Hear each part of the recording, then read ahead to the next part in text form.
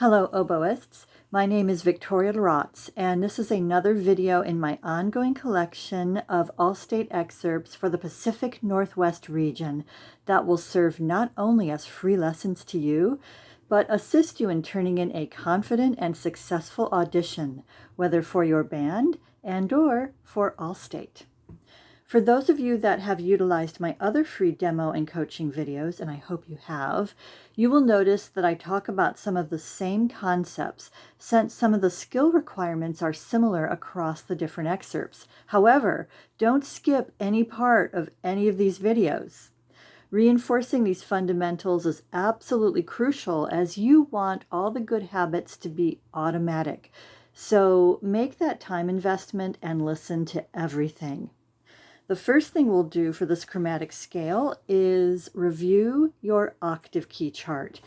If you haven't made your own yet, now is the perfect time, as writing these things down will help you remember. Here's mine for reference. I've made some markings in the music so that everyone knows exactly which octave keys to use at any time. On the C sharp in the second measure, we will use the half hole for the first time in this excerpt. Be sure to just move the knuckle of your first finger on your left hand so that we keep our finger movements efficient and quick without hesitating. I also think about sliding the pad of my first finger just a tiny bit to make sure that that first hole is completely uncovered. For future reference, this will help you play English horns someday. The E in the second measure, as marked, that is where we will close the half hole, and at the exact same time, we put our left thumb down on that first octave key or thumb key. Drill these so that these movements are instantaneous and perfectly coordinated. We don't want glitches. The goal is to slow these movements down and focus on them so much at the beginning that we never have to think about them again, and they become automatic. So invest that time now as a gift to your future self so that you can become totally free and relaxed with your playing by having a solid and glitch-free technique. As marked in the third measure, you will add your second octave key or side key on the high A. And you may keep your thumb down when you do this. After the half note F in the second measure, I've added a dashed line to indicate no breath, as many would be tempted to breathe after the half note. However, we want to show off our endurance and breath control by doing all four measures in one breath, if possible. Another goal of this chromatic etude is to make sure that your notes sound even throughout your range, that you have good intonation, which is a fancy word for tuning or pitch, and that your articulation is symmetrical. These are all factors to listen for when you make practice recordings. If 70 is too fast for you to play accurately right now, that's okay.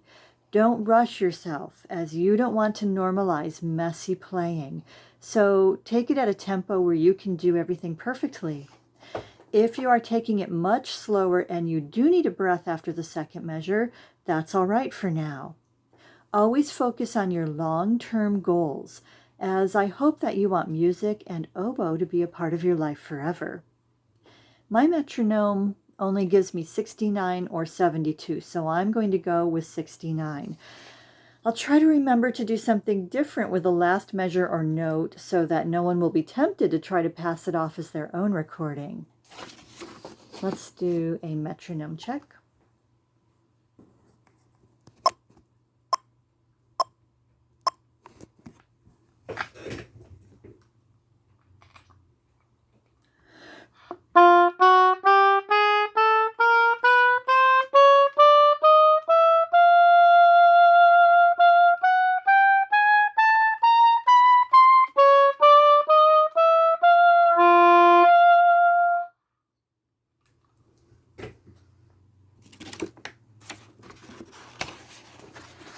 Track 2 is designed to show off your musicality. And the first thing we do, as we do with anything, is that we'll look through it with our pencils ready to see if there's anything we need to mark in.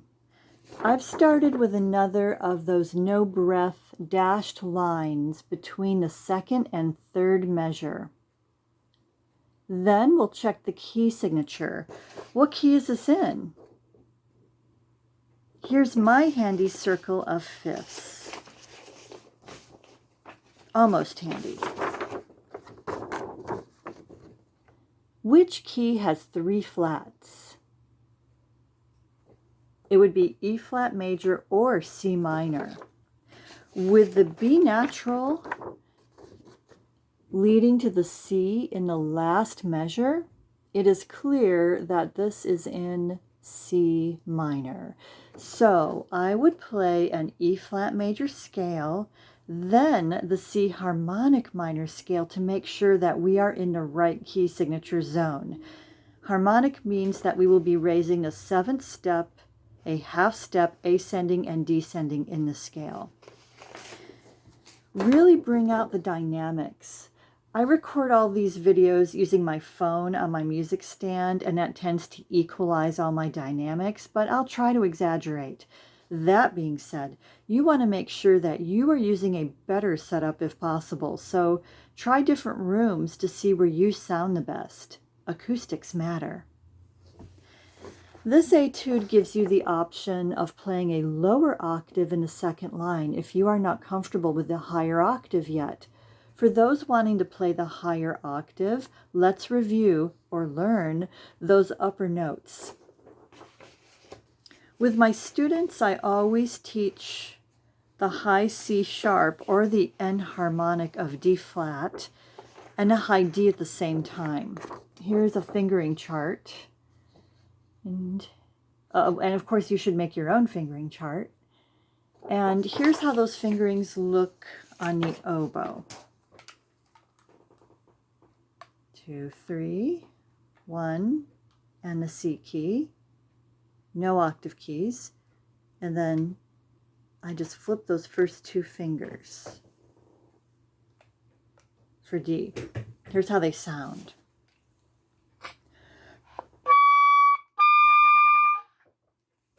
Now we are going to add in the E flat.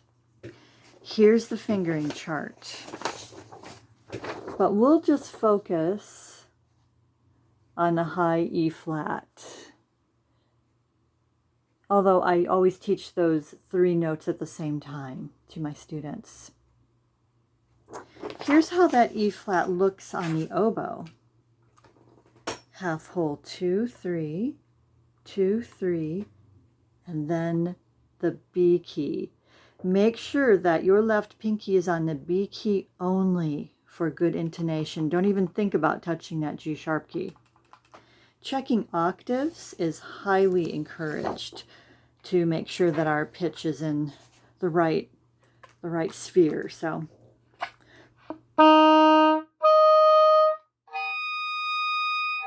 and you might need a little extra air support up there, depends on your reed and all those other things. So hopefully you are playing all of your scales extended to help you have technical mastery over your entire range of your instrument. And if you aren't doing that yet, now is the time to start.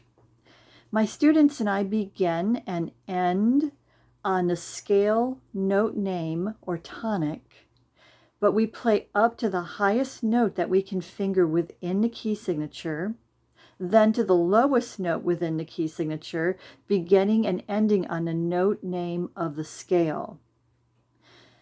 So I'll just do a really quick demo of the E flat major scale that my students would play, for example.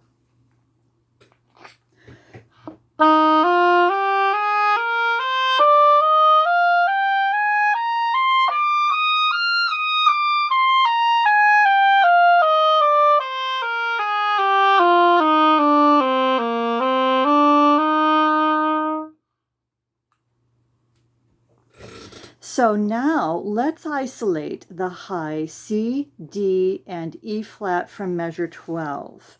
So that we can make sure that those notes are smooth when we put them together.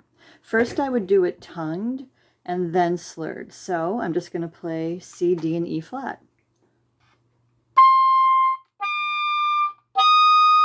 Now let's do it slurred. Okay, so that's kind of the progression of how you will do it. And again, play it down an octave to check your pitch and make sure that you're still sounding even and warm. All right, if you are utilizing vibrato, be sure to enhance it for this etude and perform in a legato or sustained style. I've marked a breath in measure 12, and you might want to slip in a quick exhale, inhale. It's important to remember that we need to exhale more often than other instrumentalists. Also, breathe through your mouth only to ensure that you get a full breath. It's also vital to give your embouchure a break, even if it's just for a short respite, as that will increase your endurance and help you to play in a more relaxed manner without biting. It's also quieter. That nose breath probably won't be distracting when you're playing in a band, but when it's just you on a recording, I just highly suggest breathing through your mouth. So, I'll play this through twice. The first time I'll play it with the lower octave, and I'll try to remember to do something unique with the last measure both times to identify it as my recording. Let's do a metronome check. Let's see if I've got 80. I do.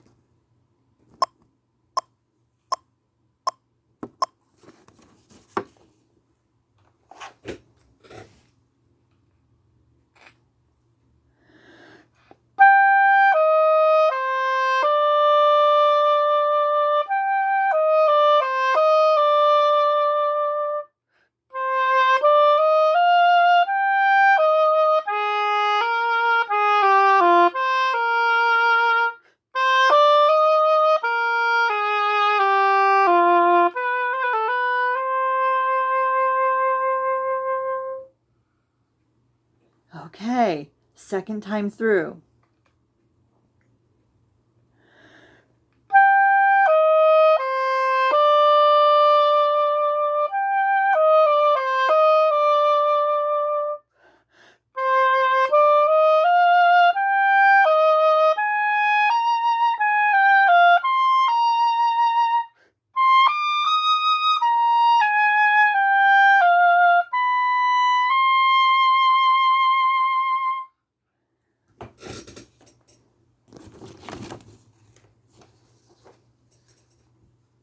Last track. The first thing we do is look through it and mark anything we need, especially any oboistic markings such as forked or left Fs if your oboe has that key, or left E flats. You'll notice I've marked a couple of forked Fs and also another no breath line between measures 3 and 4. If you can take this up to tempo, we should be able to do it all in one breath. But since the style of the piece calls for more detached playing, there are plenty of places to sneak a quick inhale or exhale if needed. We want to enhance those accents, so think of using a little punch of air on those accented notes along with a harder articulation style. Rhythm is a major component here, as with most music, so we would definitely want to clap and count first. Starting with my metronome game is highly effective. What is that, you ask? Well, here's a little chart that I made. This is a really good thing to do. If you have a wooden horn, I would warm up my oboe and get my reeds soaking if they need to be soaked, while I would do a couple rounds of the metronome games on randomized tempos and time signatures.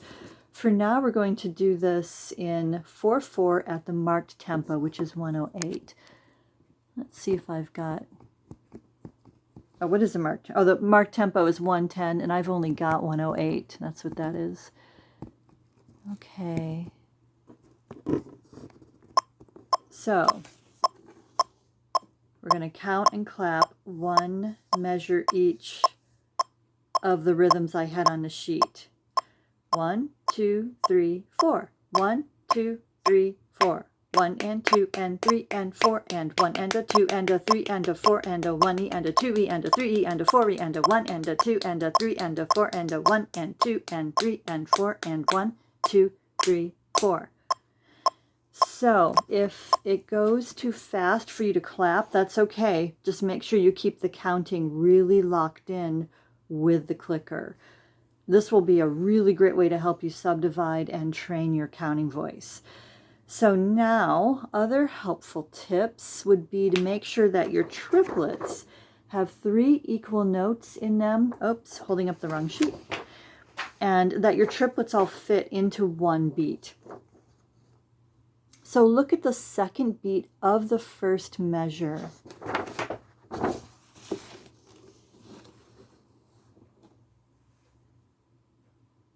Two and a. So the whole measure is 1, 2 and a 3, 4. Okay, 2 and a. Triplet, some people say, but I like to say the beats. I really like to lock it in. 1, 2 and a 3, 4. Okay. In the second measure, let's investigate that second beat. We have a dotted 8th tied to a 16th that all needs to fit on beat 2. Subdividing 16ths in your inner counting voice is very helpful. And also be sure to tap your toe to the quarter notes to build that mind-body connection. The second measure sounds like this. 1, 2, a 3, 4. Okay? Let's isolate the second beat. 2, a. So for subdividing, 2 e and a. 1, 2 e and a 3, 4. 1, 2 e and a 3, 4. Okay, you see how that all fits? Well, let's clap and count track 3 together. Actually, that's probably the best way to go about it. But let's do it with our helpful metronome. 1, 2 and a 3, 4. 1, 2, a 3, 4. 1 and 2 and 3 and 4 and 1, 2, a 3, 4. 1, 2, a 3 and 4 and 1, 2 e and a 3, 4 and a 1, 2, 3, 4. Woo! All right, we should really be locked in now on the rhythm. So the last thing we would do would be to play the extended scale for the key signature. And we see from our helpful circle that we are in the key of F major. I would play the scale in a detached and assertive manner to match the style characteristic of the etude. For now, I'm just going to do, well, actually, I don't need to do a metronome check. I think we're pretty close to the tempo, and I'm going to go for it. I'll do some kind of change up on the last measure, if I remember.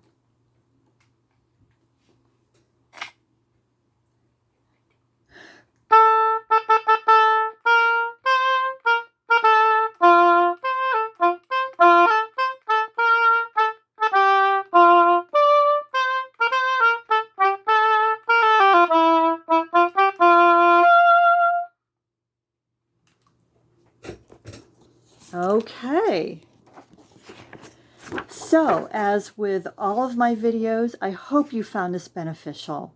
These are all free, and I would love it if you left comments in the YouTube comment section so I know that you listened. Please check out my Northwest Oboe Seminar site and be sure to subscribe to my channel. And I hope to hear you play someday. Happy playing!